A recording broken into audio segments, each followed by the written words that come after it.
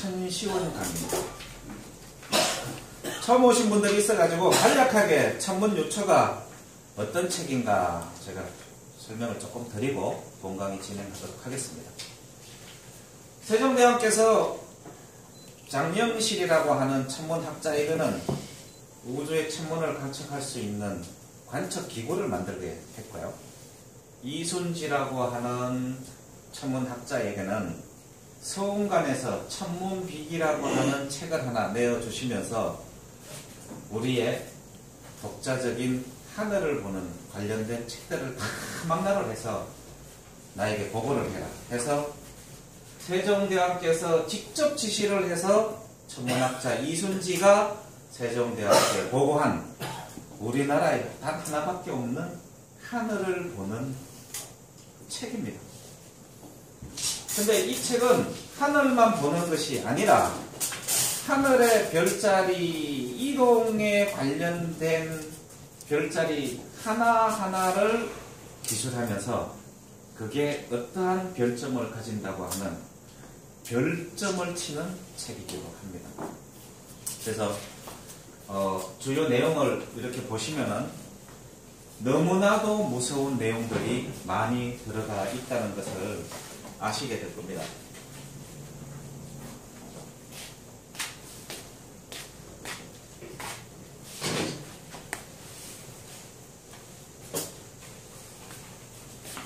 그래서 천문요초는 상근과 하근으로 나눠져 있습니다. 상근에는 28수와 3원, 하근에는 천지, 일월, 성신, 자연 현상에 대해서 설명을 하고 있습니다.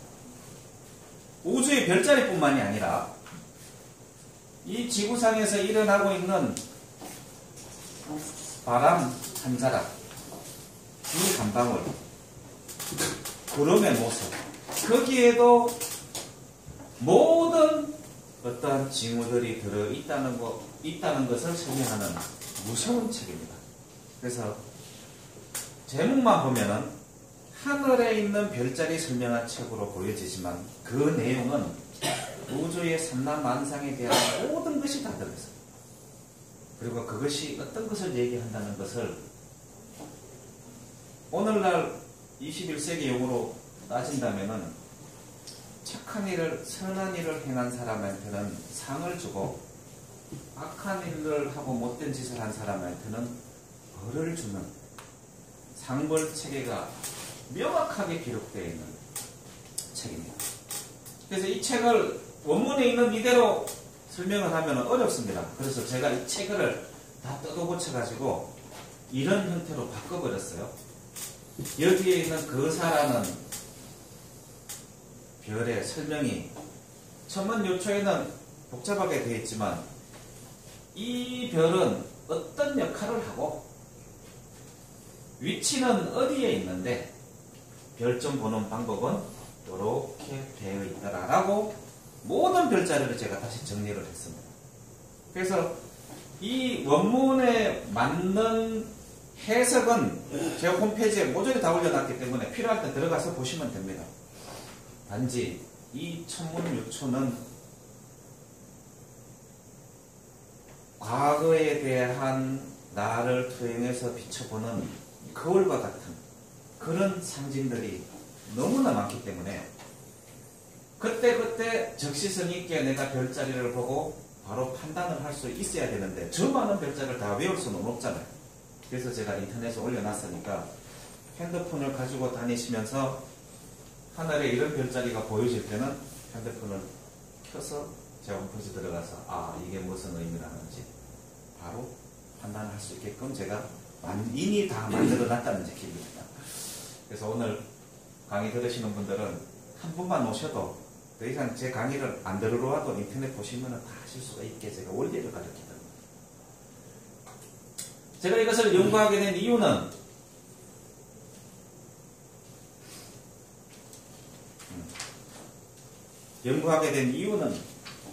저는 원래 우리 민족 사서 그 다음에 사기 조선연적 지금은 사마천의 사기 오제 공기를 지금 해설을 하고 있지만 원래 저는 역사를 전문적으로 강의를 했습니다. 상고대사를.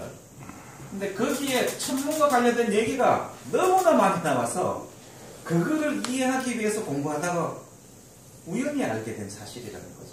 그래서 깊이 있는 지식을 갖고 있는 것은 아니지만 다른 사람보다 쉽게 공부하는 방법을 역사 속에서 터득을 한 것을 나눠드리는 겁니다. 그래서 그 방법만 보면 다 알아가시면 됩니다. 천상열차 분야지도 이것이 여기 바로 이게 천구일을 위에서부터 다리미로 꼭 눌러가지고 이렇게 평면에다 표시한 겁니다. 이것을 원형으로 이해하지 못하고 평면으로 이해를 하니까 지금까지 이해를 못한 거예요. 여기 보면은 이 북극성인데요. 북극성이 바로 여기 천구의 끝에 있는 요 축, 요게 지금 북극성입니다. 그 아래를 북두칠성이 보장하고 있는데요. 그 북두칠성과 이 북극성 사이 요 표시된 이거를 우주의 전체를 총괄로 기획하는 북극성이 우주를 통치하면서 거주하는 자미원이라고는 별자리입니다. 우주에서 가장 중요한 별자리예요. 여기에서 이 우주를 통치하는 모든 기획을 하고 그것을 정상을 펼치기 위해서 내려와서 정무를 보는 요 자리를 태미원 별자리라고 얘기를 합니다. 오늘은 정부종합천사. 자미원은 우주의 통치자인 북극성이 거주하는 궁궐이요. 이 우주를 통치하기 위해서 정부를 보는 국가 공무원들이 그 명을 받아서 실행하는 행정부처는 바로 태미원입니다. 그래서 지금 북극성, 자미원과 태미원 별자리에 대해서는 2주 동안 알아봤습니다. 무슨 역할을 하는지. 엄격하게 구분이 됩니다. 왜? 이거는 전체 우주 총괄. 그것을 어떻게 실행할 것인가? 실행안을 내는 것. 오늘 보는 것은 바로 이쪽에 붙어있는, 좌측에 붙어있는 천시원이라고 하는 별자리입니다. 저 천시원은 정부가 행한 것을 잘 이루어지게 하는 백성들이 잘 먹고 잘 살고 잘 활동할 수 있게 하는 경제활동 부처입니다. 우주의 경제활동 부처.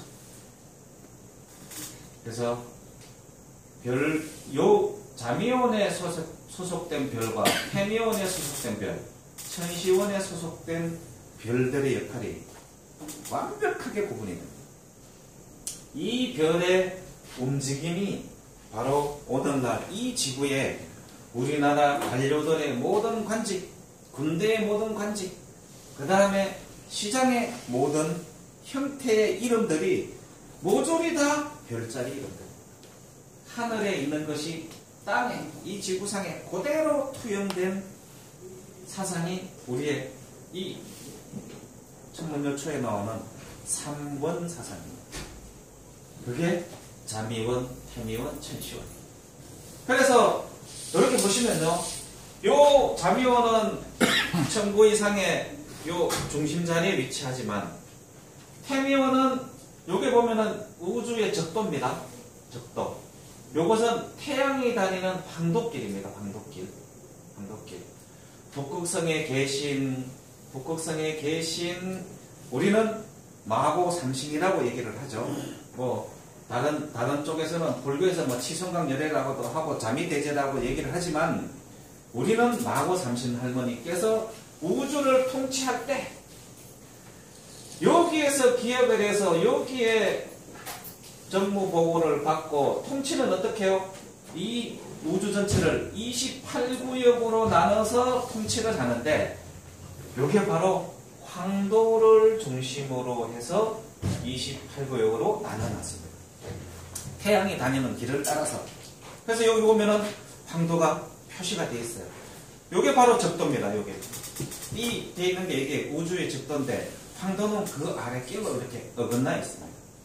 그 길을 따라서 28분의 지방 장관들이 통치를 한다. 그래서 동방청룡, 서방백호, 북방흥번, 남방주작 이렇게 통치를 하는데 이 지방 장관들이 28수가 어떻게 통치를 잘 하는지 감시를 해야 될 거 아닙니까? 그래서 그 감찰을 하는 역할을 바로 칠정이 한다. 해와 달, 목화소금토. 그 칠정이 바로 이 황도를 따라 돌면서 28수가 제대로 통치를 하는지 감시를 하고 난 다음에 매년 âm력 10월 달에 태미원에 딱 들어와서 정무보고를 합니다. 화성과 금성은 전쟁의 화신이에요. 동방창룡 각항저방 신미기 심수자리에 있는 저놈이 1년 동안 돌면서 보니까 잘못합니다. 저놈에게 벌을 내려주세요. 이러면 화성이 그 다음에 쫙 돌다가 그 별자리에 가서 딱 붙어버립니다. 그 해당하는 지역에 반드시 별난이 일어나거나 왕이 바뀌거나 안 좋은 일이 거기에 별점에 속해 있는 사건이 그대로 벌어집니다. 그래서 하늘의 징후를 피해갈 수 없다라고 얘기를 하는 거죠. 이부자 선생님이 저한테 질문을 하셨어요. 아니 어떻게 된 게 거기에 그런 벌이 내린다고 징후가 나오면은 그거를 비켜갈 방법도 당연히 쓰여 있어야 되지 않느냐. 그래서 천문조초 내용 중에 일부가 빠진 거 아니냐라고 질문을 주셨는데 조선왕조실록을 읽어보면은 거기 답이 있다는 얘기죠. 제가 다음 주에 보여드리겠지만 피해가는 방법은 하나밖에 없습니다. 왕이 폭정을 하거나 아니면은 왕의 권력이 약해서 밑에 신하가 별난을 도모하거나 뭐 이런 사유거든요. 그러면 왕이 건정전 월대에 나가가지고 숭정전 월대에 나가가지고 하늘에 그 별 움직임이 없어질 때까지 지극정성으로 비는 방법 외에는 방법이 없다. 그러면 자기가 바뀌든지 지극정성이 하늘에 통해서 하늘이 감흥을 해서 별자리가 갑자기 확 물러나서 그 징후가 사라지든지 둘 중에 하나다. 그것을 보면서 제가 그 생각을 했죠. 낮에 별이 없다고 해서 손바닥으로 하늘을 가는 짓을 해도 그 자리에 항상 북극성과 북두칠성은 보고 있지. 인간의 눈에만 보이지 않을 뿐이다. 그걸 알았죠. 그래서 이렇게 생겼어요. 자미원, 해면, 천시원. 이게 돌아가는 모습이 저는 삼태극이라 보고 있습니다. 왜? 우주를 통치하고 있는 세 가지 부성입니다. 그것을 여기를 딱 잡고 위로 딱 뽑아 올리면은 원형으로 이 형태가 이루어지는 거예요. 이 형태가. 그래서 자미원, 해미원, 천시원. 이것을 원형으로 이해해야지만이 천문요초에 나오는 3원의 개념은 이해를 할 수가 있어요. 그래서 휴일 시간에 보시면은 제가 저거를 보여드릴게요. 제가 저번에도 말씀드렸지만 성호물산의 수학 선생님이 지리산 꼭대기에 올라가서 별자리 10년을 보고 저거를 구현할 방법을 찾다가 안 되겠다. 북극성에서 내려다본 부찰 천문을 만들어보자 해서 지구를 우주에다 집어넣은 거예요. 이 지구상에 저런 기구를 발견한 민족은 천성감림사선을 갖고 있는 우리나라밖에 없습니다. 이건 위대한 작품입니다. 위대한 작품. 저게 아니었으면 천문요초를 제가 이해하는데 한 2년이 더 걸렸을 겁니다. 지금 자동으로 놓으면은요, 자전과 공전이 제대로 해서 우주가 지금 현재 지구랑 돌아가는 거와 똑같습니다. 딱 나가면 방향지시기에 나오는 별자리가 하늘에 그대로 구현이 돼요. 옥션에서 사셔야지 싸게 살 수 있습니다. 저게 성호물산에서 사면은 45만원인가 48만원 했는데 제가 인터넷에서 38만원에 제가 산 겁니다. 그래서 오늘 천시원을 하는데요. 천시원은 은하수 내에 좌측 천시원 담장이 겹쳐 있습니다. 그래서 별자리가 은하수 별자리하고 천시원 별자리하고 겹치는 경우가 있어요. 그래서 이렇게 은하수 별자리가 밀키웨이라고 제가 말씀을 드렸죠. 이게 33개 별자리로 되어 있습니다. 수미산 33계단도 33개 별자리로 올라가서 만나는 사람이 바로 북극성이라는 얘기입니다. 제가 저번에 말씀드렸지만 서양에서 밀키웨이, 우리는 황천강, 서양에서는 요단강. 거기에 거북이 등을 타고 용을 타고 올라가서 만나면은 바닷속에 용궁에 용왕을 만나는 게 아니고 바로 이 북극성을 만나러 간다. 그래서 하얀 소복을 입고 은하수를 상징하는 정한수 한 그릇 하얀 사발에다가 올리고 지극정성으로 빌면은 북두칠성의 감흥을 받아서 북극성에 계신 마고 삼신님의 응답을 받을 수 있다. 이게 우리 고유의 마고 삼신 사상입니다. 그게 바로 천문이에요. 너무나 과학적이라는 얘기죠. 그래서 이렇게 여기를 딱 꼽았을 때 이 원형으로 이해할 수가 있어야 돼요. 봐요. 북극성과 요 오시면은 북두칠성 요 사이가 바로 잠이온 별자리입니다. 요거 하나만 알면은 나머지 별자리는 자동으로 찾을 수가 있어요. 그래서 꼭 원형으로 하늘을 이해를 해야 된다. 이렇게 보시면은 이렇게 별자리가 이렇게 보이죠? 잠이온. 그 다음에 보면 태미온. 그 다음에 천시온. 근데 오늘은 요 천시온 별자리를 이제 요 안에 있는 별자리 역할들이 다 있어요. 고유의 역할들이. 그래서 하늘의 별자리를 보고 우리 조상들이 어떠한 대응을 하고 어떠한 징후를 알아차렸는지 오늘 보도록 하겠습니다. 서양 별자리로 보면은 잠이온 별자리는 바로 용자리가 있는 곳이 바로 잠이온 별자리고, 태미온 자리는 처녀 자리가 있는 가슴, 그 다음에 사자 자리가 있는 엉덩이 부분에 태미온이 있다고 이렇게 말씀을 드렸습니다. 이거 말씀드리는 이유가 뭐냐면은 나오는 모든 자료들이 서양 별자리로 되어 있어가지고 이 잠이온, 태미온, 천시온 자리를 사람들이 잘 찾지를 못해요. 근데 이제 핸드폰을 켜가지고 하늘을 딱 비추면은 요런 모습이 나올 때, 아, 여기가 잠이온, 여기가 태미온. 그 다음에 천시온은 요게 땅꾼입니다. 뱀 잡는 사람, 땅꾼, 뱀주인. 그 뱀자리 쪽에 천시온이 있다. 바로 왕관 별자리가 있는 그 지역에 천시온이 있다. 이렇게 얘기를 하고 하늘의 별자리를 찾으면 쉽게 찾을 수가 있습니다. 제가 매번 이거는 반복적으로 설명을 할 거기 때문에 그냥 강의장 나오시면 저절로 알게 됩니다. 오늘 배우게 될 천시온은 서양 별자리에 바로 땅꾼이죠. 뱀을 잡고 있는 모습. 거기에 뱀의 우측 천시온, 북쪽 왕관이 있는 그 아래쪽, 그 다음에 우측, 요게 천시온 자리다. 그래서 천문유초에는 이러한 모습으로 그려져 있습니다. 별자리가 좌천시온, 우천시온. 요 별 하나하나가 요 굵기에 따라서 이게 크면은 별이 크고 밝다는 얘기입니다. 작으면 조금 적고. 그래서 이 별이 18개 별자리에 87개 별이 천시온에 있어요. 그래서 이 별자리는 첫 번째 좌천시온 11개, 우천시온 11개, 시루, 거사, 종정, 종인, 종성, 백탑, 도사, 후, 제자, 환자, 열사, 두, 곡, 관사, 칠공, 청기, 여상. 오늘은 이 18개 별자리를 다 살펴보고 강의를 종료하도록 하겠습니다. 강의 끝나는 시간은 원래 8시로 되어 있는데요. 이게 설명이 끝나는 시간이 강의 끝나는 시간입니다. 그래서 중간에 바쁘시면 가셔도 무방합니다. 자, 천시온. 하늘의 시장입니다. 설명이 딱 첫 번에 나와 있어요.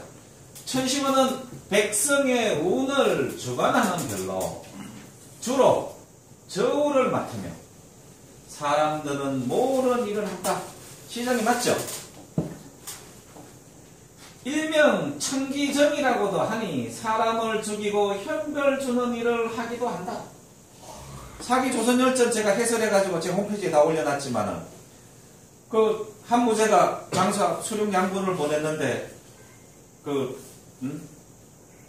우고왕하고 전쟁에서 져가지고 돌아오니까 어떻게 합니까? 기시의 형을 차려줘요. 목을 땡가당 잘라가지고 어디다 걸어놓습니까? 시장 저작거리 한 중에다가 딱 걸어놔요. 펠전에 책임을 이런 횡포놓는 놈은 다시는 나타나면 안 된다 해서 그게 시장이 형벌을 주는 일을 하기도 한다. 일설에는 천시원은 천자의 시장이 되니 천하가 모여드는 곳이라고도 한다. 따라서 별이 밝고 커지면 시장을 관리하는 사람이 각박하게 해서 이 틀림없이 거기에 휘두르는 사람이 있다는 얘기. 매점매석 상인들에게 이속이 없게 되고 호련이 어두워지면 쌀값이 폭등하게 된다. 그러니까 여기는 백성들이 안정적으로 사는 별자리이기 때문에 너무 밝거나 너무 어두워도 안 되고 적당한 본래의 자기 밝기를 유지하는 것이 가장 평온하다. 천시원은 좌천시원과 우천시원으로 구성되는데 각각 11개. 좌측당자 하나, 둘, 셋, 넷, 다섯, 여섯, 일곱, 여덟, 아홉, 열, 11개. 우측당자 하나, 둘, 11개. 22개로 이루어져 있다.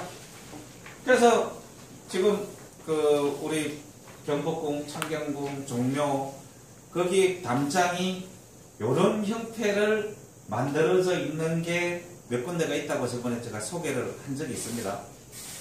조선 500년 도읍집을 정하는데 이 우주의 산업 원칙을 따르지 않을 수가 없다. 왜? 그때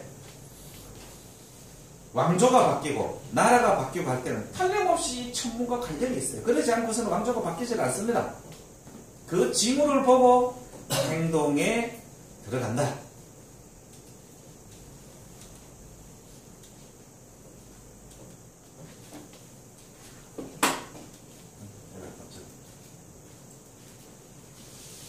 자, 별점 보는 방법은요.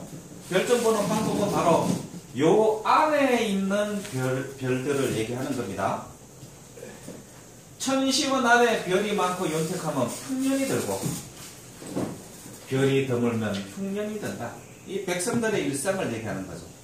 하늘의 별자리를 보고 지상에 살아있는 인간들의 삶도 똑같이 점칠 수 있다는 얘기입니다. 화성이 머무르면 불충한 신하를 죽이게 되고 화성을 형옥성이라 얘기하고 그 불화자가 3개 들어가니까 막 이걸 타죠. 이건 전쟁의 화신, 복수의 화신. 금성도 마찬가지입니다. 항상 화성과 금성이 어떠한 지역에 가서 딱 붙으면 그 지역에는 안 좋은 게 많아요. 수성과 목성, 토성은 좋은 일을 할 때가 많아요. 근데 금성과 화성은 안 좋은 경우가 대부분 많이 나옵니다. 만약에 노해서 뿔같은 빛이 일면서 머무르면 신하가 임금을 죽이게 된다. 화성이 열받아가지고 화성 끝에서 불빛이 불쩍불쩍. 이런 기록이 세종대왕의 보고서에 왜 있냐? 과거 2000년 또는 과거 5000년 동안 그러한 별 모양이 보였을 때 이런 일이 일어났다고 하는 걸 경험칙으로 기록을 한 겁니다. 일어나지 않은 것을 기록한 게 아니라는 거죠. 그러면은 미래에도 이런 증상이 일어났을 때는 이러한 결과가 올 가능성이 높다. 대비를 하거나 뭐 하루의 징후를 뭐 별거 아닌데 해서 그냥 건자를 넣거나 둘 중에 하나 선택을 하면 되겠죠. 세 번째, 혜성이 머무르면 복식이 귀하게 되고, 혜성은 저번에도 말씀드렸지만 꼬리가 달린 별을 얘기합니다.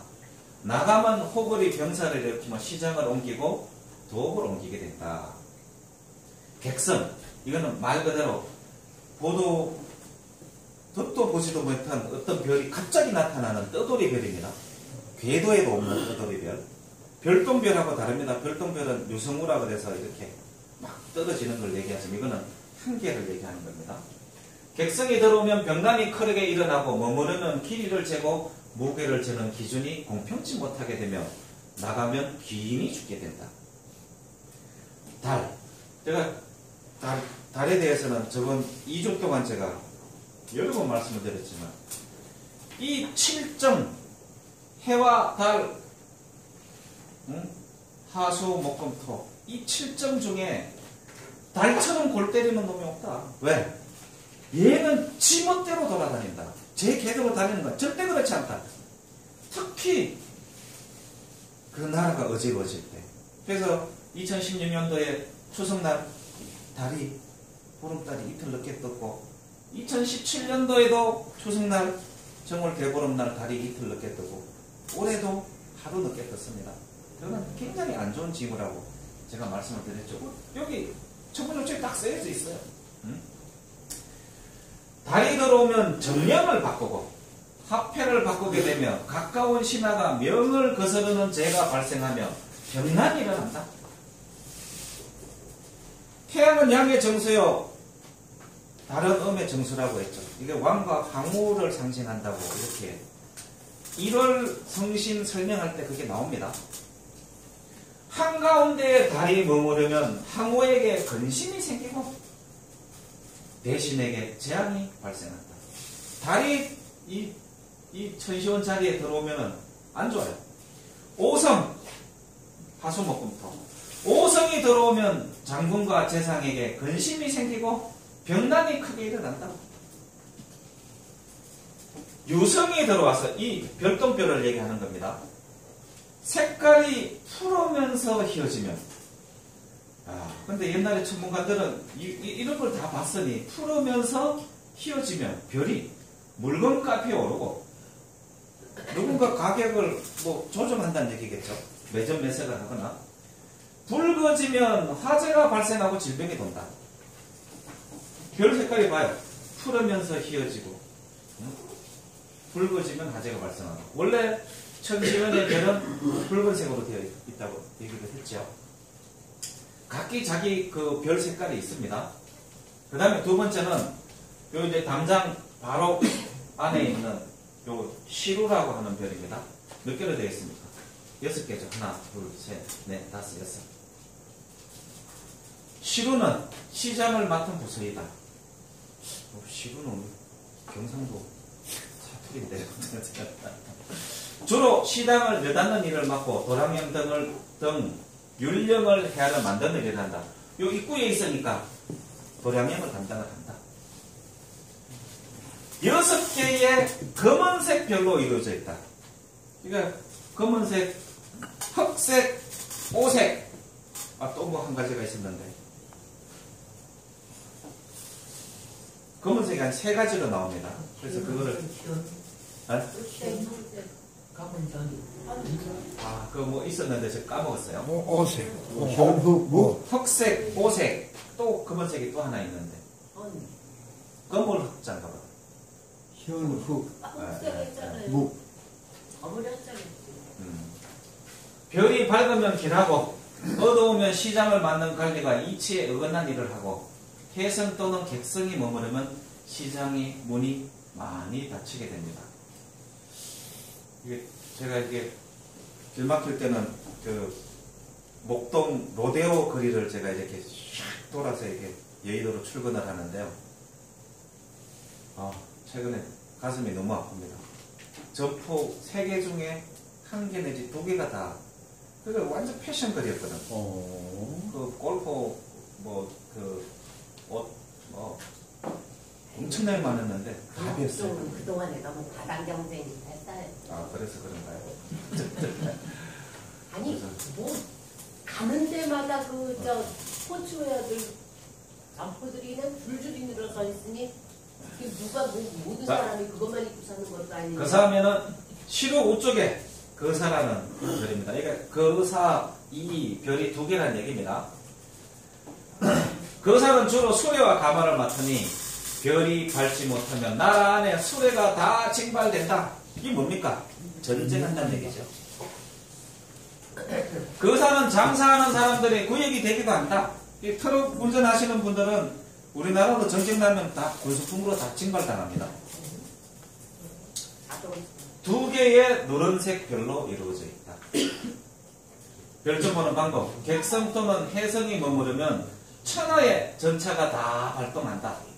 그래서 여기 혜성이나 객성이 와서 딱 붙었을 경우에 얘기하는 겁니다.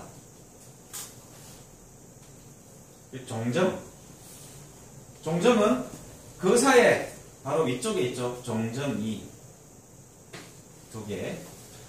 황실 종친의 대부인이 주로 종실의 잘잘못을 다스리는 관리이다. 뭐 우리로 따지면 청와대에서 사회수석, 대통령 친인척 관리하는 뭐 그 정도 되겠죠. 종정은 시루 위에 있는데 두 개의 붉은색 별로 이루어져 있다. 여기에 혜성이 머무를 때 별빛을 잃으면 종정에게 좋지 않은 일이 있게 된다. 너무 구체적이지 않습니까? 혜성이 와서 여기 딱 붙었는데 얘가 별빛이 자꾸 비시시 흐려지면은 요 직책에 있는 사람이 객성이 머무르면 정령을 바꾸게 되고 일설에는 천자의 친척에게 변개가 생긴다고 한다. 별이 밝으면 종실 사람들의 질서가 잡히고 어두우면 국가가 흉하게 된다. 자, 그냥 막 측근이나 그냥 그 집안 사람들이 대통령 또는 왕의 그 인척들이 해먹는다는 얘기겠죠. 거스르는 별이 종정에 해당하는 분야에 있으면 종정이 쫓겨나게 된다. 종인.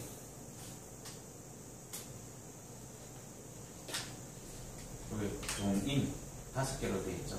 또 우선 부채 모양처럼 가깝고 먼 종친의 제사를 주관하는 일을 한다. 4개의 붉은색 별로 있다.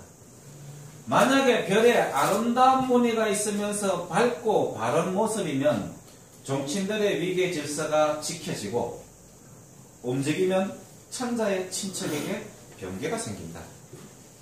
이거는 뭐 조상 모시는 그런 그 다음에 그 집안의 어떤 위계 질서 뭐 이런 거를 의미하는 것 같습니다. 여기에 객성이 머무르면 기인이 죽게 된다. 자 보세요. 자미원이나 태미원하고 달리 천시원은 어떻습니까? 별점 치는 게 굉장히 백성들 위주로 간단하고 단순하죠. 왜? 자미원이나 태미원에서는 우주를 전체 기획 발동하고 총괄하는 총괄 부서다 보니까 굉장히 별점 보는 것도 다양하고 복잡한데 이것은 굉장히 단순하지 않습니까? 그 다음에 종성. 종성은 2개 별로 되어 있죠. 종실의 형상으로 임금을 보필하는 임금과 같은 혈통의 신하이다. 종성은 종인의 위에 2개의 붉은색 별로 이루어져 있다. 여기에 객성이 머무르면 종친들이 불화를 하고 떠돌이별을 얘기하는 겁니다. 별이 어두우면 종친들의 세력이 약하게 된다. 왕을 보사하는 종친들이 힘을 많이 잃게 된다. 그 다음에 백탁 여기 있네요. 2개. 종성이 바로 북쪽에. 백탁은 물건의 양을 헤아리고 매매를 공평하게 해서 재물을 바꾸는 일을 맡는다. 누런색 별로 되어 있다. 별이 밝고 커지면 도량형이 공평하게 되고 시장의 경제 질서가 아주 공정하게 잘 이루어지고 상인이 속이지를 않는다. 객성 또는 혜성이 머무르면 실이나 옷감 등이 크게 귀하게 된다. 그 다음에 여기 보면 도사 2개 별로 되어 있죠. 백탁 위에. 그러니까 우리가 도사 하면 뭐 도사견 이런 것도 나오지만 도사견 하면은 대부분의 경공을 아끼지 않으시는 분들은 뱃속에 넣는 걸로 생각하지 않습니까? 그러니까 이 육축하는 것과 관련이 있다는 얘기입니다. 도사는 육축을 도사라는 일을 주관하니 삶고 죽이는 일을 맡는다. 아 이게 경상도 발음이 잘 안 돼가지고 도사는 백탁의 위에 있으며 2개의 별로 이루어져 있다. 별점 보는 방법. 별이 밝고 커지면 도살하는 일이 많아진다. 근데 이제 뭐 도살 얘기가 나와서 제가 뭐 여담으로 한 말씩 드리면은 우리가 수련할 때 금기시 해야 될 그 음식 중에 하나가 사실은 게라고 하거든요. 그러니까 행경막에 생긴 게 인간하고 똑같다고 뭐 여우도 마찬가지고. 그 다음에 그 수련을 할 때 먹으면 꼭 풍이 드는 음식이 있어요. 그게 이제 등푸른 생선하고 닭고기라고 얘기를 하는데 근거가 있는지는 모르겠습니다. 요즘 일어나고 있는 우리 주변에 이렇게 내가 길 가다가도 마을 입구에서 우리 집 입구에서 보면은 통닭집이 5m마다 하나씩 있는데 이제 우리 역사도 복원되고 천문도 복원되고 하는데 이제 영성이 깨어나려고 하니까 도대체 어떤 놈이 우리 수련을 방해하는 거 아닌가, 영성이 깨어나는 것을 자꾸 그 생각이 자꾸 듭니다. 그러니까 요즘 통닭집이 자영업자들이 너무 망해가지고 미안하긴 하지만 역대 이렇게 닭을 우리나라가 많이 먹는 적이 없었거든요. 전 세계적으로 그래요? 이 중요한 시기에 전 세계적으로 그래요. 수련을 가장 방해하는 음식 중에 이게 하나거든요. 우리나라뿐만이 아니라 네. 전 세계적으로 지금 닭고기 소비는 엄청나게 늘어나고 있고, 그래요.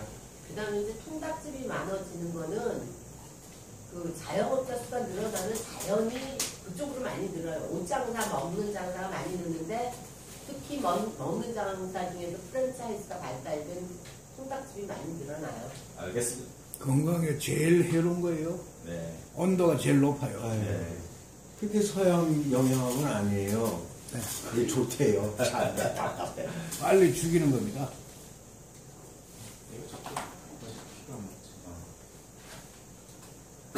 그 다음에 후. 여기 이제 들어보면 제자는 좀 설명이 되기 때문에 후까지만 하고 한 10분 정도 쉬었다가 계속 하도록 하겠습니다.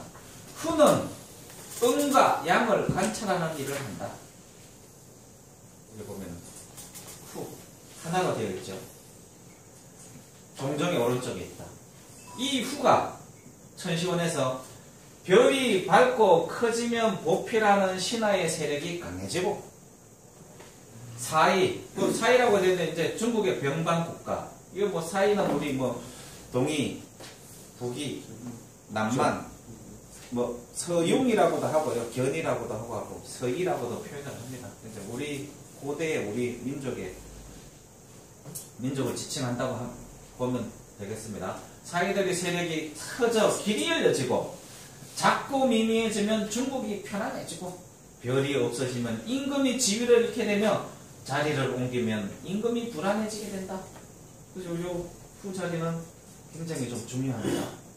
달이 범하면 보필하는 신하에게 근심이 생기고 객성 또는 혜성이 머무르면 보필하는 신하가 쫓겨나게 되고 혜성이 범하면 신하가 모반을 하게 된다. 자면자리, 별자리 9번까지 설명을 드렸는데요. 제가 사실은 이제 스텔라리움 프로그램도 나중에 소개를 할 거고 동양 별자리와 서양 별자리를 어떻게 비교해서 보는지도 알려드리겠지만 제가 가장 고민이 됐던 부분들이 서양에서 길조로 보던 별의 움직임이 동양에서 보면 전부 다 흉조입니다. 동양에서 길조라고 하는 게 서양 입장에서 봐서 전부 다 흉조입니다. 우리가 처음에는 이해를 못했어요. 이제 알게 됐습니다. 왜? 행하는 자와 당하는 입장에서 그 별자리는 흉조가 되고 길조가 됩니다. 쉽게 얘기해서 동방창룡, 각항, 저방, 심, 안타레스, 정갈자리, 심장별에 화성이 와서 딱 갖다 붙으면은 이거는 왕이 사라진다고 한 구절이 쓰여져 있거든요. 그러면 이거는 행하는 입장에서 보면은 이거는 절호의 찬스예요. 이 기회를 놓치면 절대 왕을 못 바꿉니다. 이게 2016년 8월 24일 날 형옥수심이에요. 그리고 왕이 바뀌었지만 그게 바꿔나가 될 줄은 난 몰랐다니까요. 진짜로. 다른 줄 알았지. 당하는 입장에서 보면 흉조가 돼요. 그래서 서양 별자리는 왜 그런가 제가 봤더니만 항상 흉노, 그 다음에 돌궐, 투르크, 징기스칸, 원나라 서쪽으로 한 장 당할 때마다 그냥 무조건 갔느냐? 절대로 무조건 가지 않았다니까요. 자, 소를 잡아서 하늘에 천재를 올려서 점을 치더라도 소 발굽이 딱 들어있으면 절대 출력을 하지 않았어요. 딱 붙어있을 때는 백전백승이니까 나갔고 갈 때는 틀림없이 별자리의 움직임을 보고 갔다. 나를 정해서 갔다. 그래서 백전백승했던 거 아닌가 하는 그런 생각을 좀 가지고 있습니다. 약 한 10분 정도 쉬었다가 또 하는 시간을 하도록 하겠습니다. 수고하셨습니다. 고맙습니다.